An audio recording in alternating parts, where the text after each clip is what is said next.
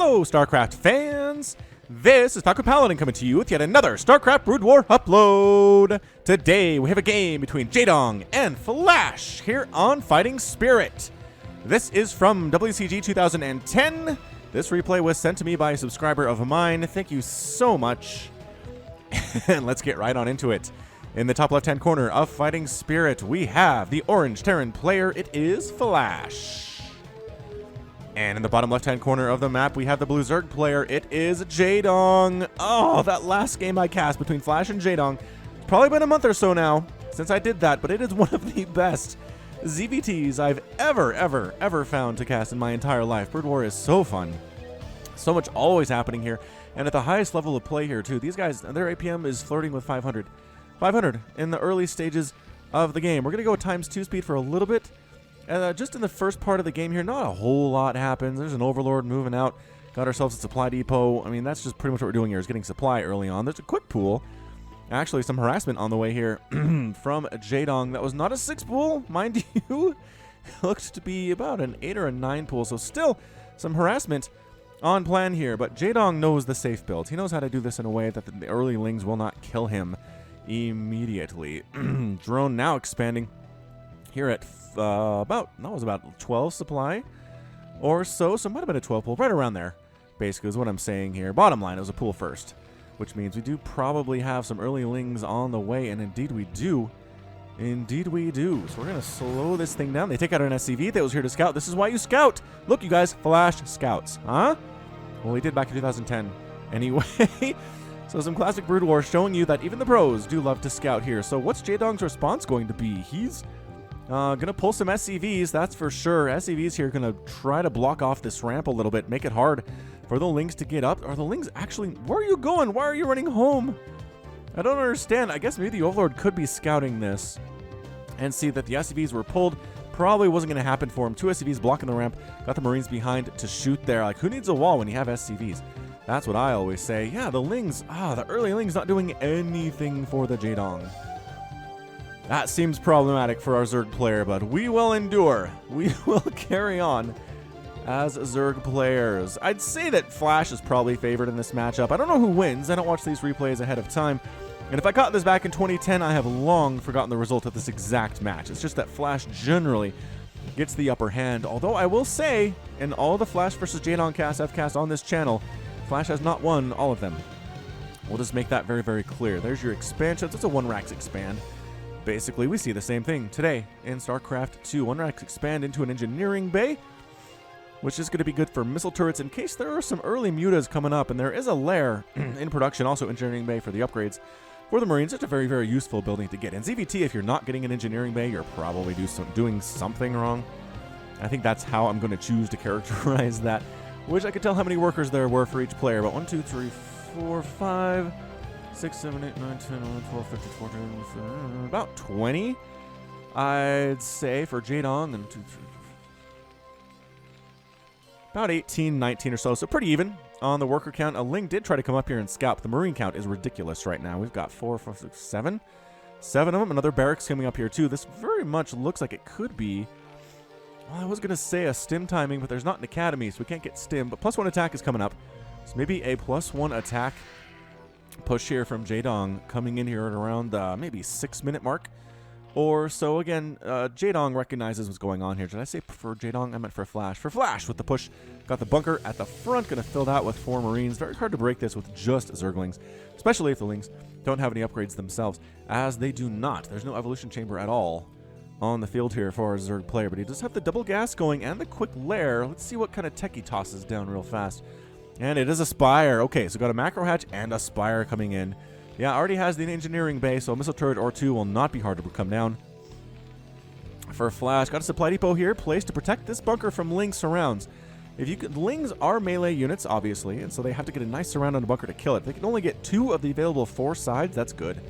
That is good for Flash. Meanwhile, just kind of trying to stay alive until they get to Muta. This is a long build here, this Spire. Long time in game. I don't know why we're not getting the sounds of things like being birthed. Like, that Ling was trying to hold position to scout when the Marines come out, but then just died instead. Reaction time, not the not the best in that situation by Jaedong, but there's so much going on, you guys. So much happening. So much of it is not automated in Brood War that is automated in the StarCraft 2. So got a sunken colony at the front. We're working on the mutas. There we go. We got 6-minute mutas in production. 2-base muta.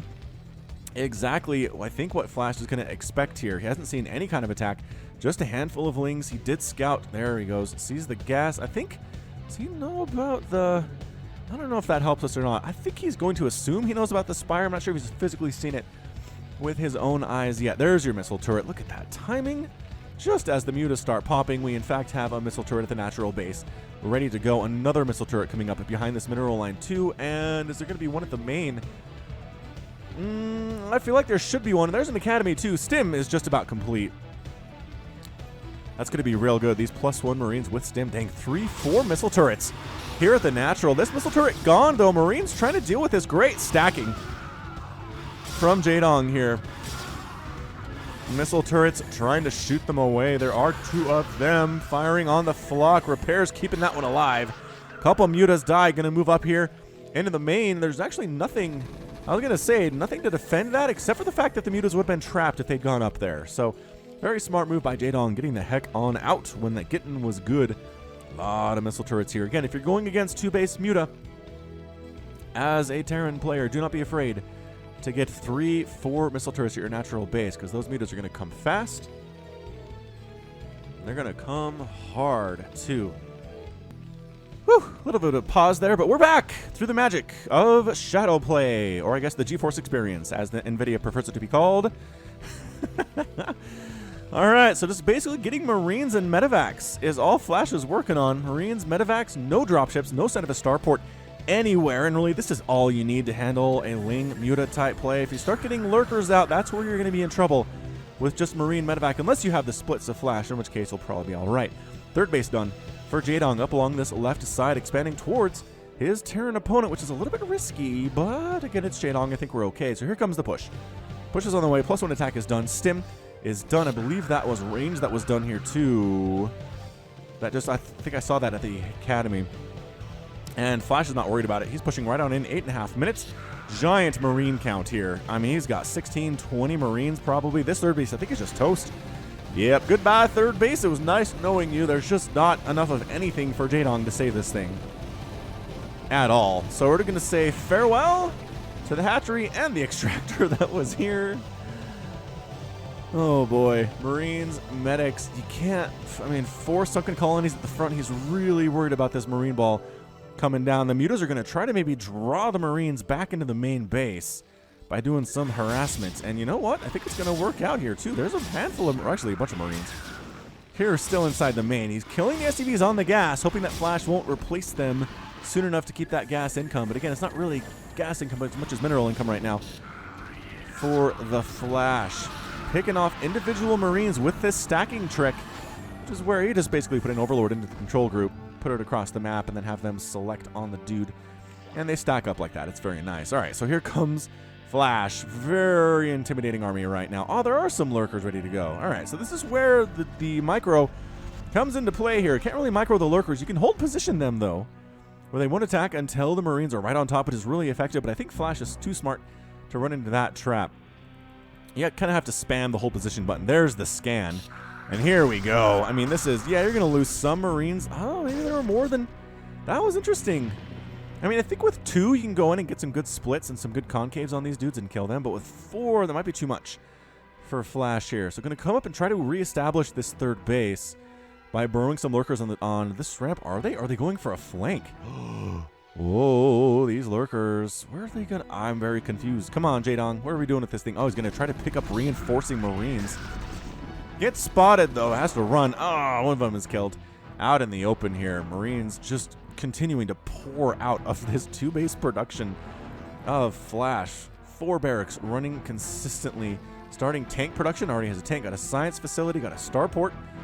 Checking to see is there a base in this bottom right. And you know what? There is. Actually, well, there was. Jaedong thought about it. Whoa! This group tried to come into the natural base and just got absolutely obliterated. These lurkers with all the kills. Yeah, strong move there. Muta's still flying around trying to be annoying, but not necessarily game-endy. That is more for things like lurkers and defilers with Dark Swarm. Yeah, I think I was going to say, I'm pretty sure this drone in the bottom right was not going to build a hatchery. There are roving groups of Marines and medics out there. Got +1/+1. Do these Marines any upgrades for the lurkers? Doesn't look like it. Surprisingly enough, no upgrades at all for Jaedong. Got 4 lurkers bird at the top of this ramp on this third base that he is replanting.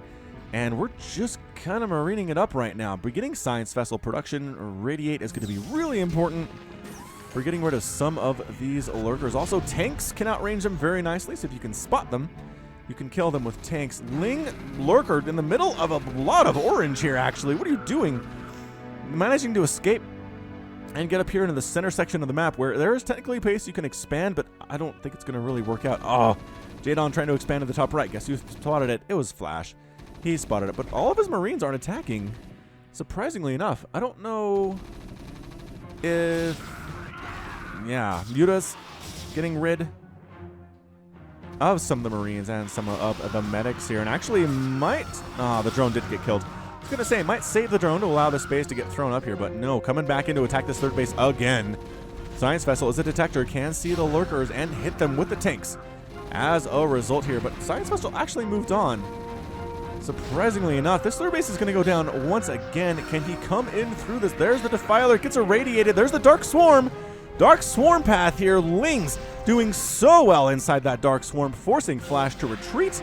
More of a zoning force than anything else, but losing that third base was massive for Jaedong. I don't think he could afford to do that here. Still, there's no third base at all for Flash yet, so he's kind of on equal footing compared to a Zerg opponent. Got Scourge to deal with the Science Vessels. They are faster than Science Vessels. I erroneously said it was the opposite in a previous cast, so don't listen to me all the time with Brood War. I'm doing my best. I'm doing my best to remember these things. Another Dark Swarm is up here, and see how the Defiler can't take shots from the Marines because they're inside the Dark Swarm. Don't go outside of the Dark Swarm, though. That's not great.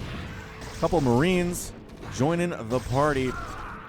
Tanks from a distance. Again, they can shell all they want, but it's not going to hurt this lurker that is protected under this swarm. So this is your endgame scenario here.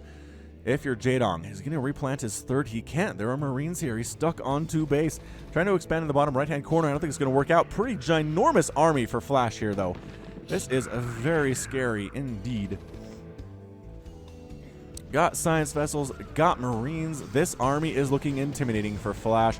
Siege tank at the front, trying to flank it from the backside here, but Defiler getting irradiated. It's enough for one irradiation spell to take this guy out. As you can see there, exploding.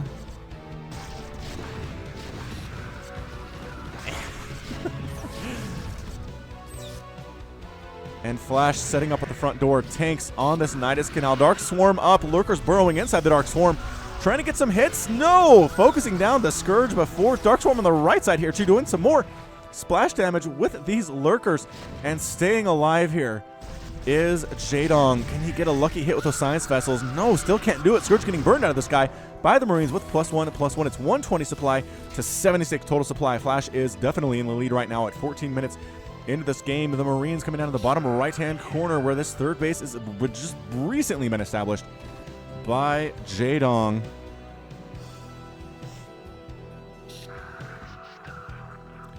And heading on up to the north, we got Mutalisks attacking this third base of Flash. So that's working out pretty well here for our Zerg player. I think it does get chased away by the Marines there instead. Marines continuously being produced here by Jaedong. He has his endgame composition, and he is not worried about that at all. Third base is technically alive for Jaedong with 54 hit points. He's making Nidus Canal here, so he can easily defend it with his units if he needs to, but he's just, I think he's down too much in supply. 87 to 137 right now. Hard to get maxed out in Brood War. Turns out low econ games are more than norm. Lurkers trying to burrow on in. Dark Swarm once again keeping them alive. Where'd the Defiler come from? Here he is. Science Vessels. Marines just focusing him down. No big deal. Marines, medics, they're finally coming off to finish off this hatchery in the bottom right-hand corner of the map. There is the Irradiate on the Defiler. One more Dark Swarm, but there's just not enough. And staying outside of the Dark Swarm like a pro is Flash. Too many deadlings here. Zerglings with +1 armor. Pretty good, actually, when direct confrontations against these Marines, but they're just getting outnumbered. Marines continuing to flood down this way. Ling's getting the heck on out of there, and this base is complete toast. Trying to reestablish the third at the left side. Once again, Jaedong has just been harassed on every side throughout this game. He's got the Zerglings. He doesn't have the upgrades. Has he been able to get to Ultralisks? It's a pretty good strategy to go for the Ultras, but no, that's the good game from Jaedong. Jaedong has left the game, and Flash is your victor.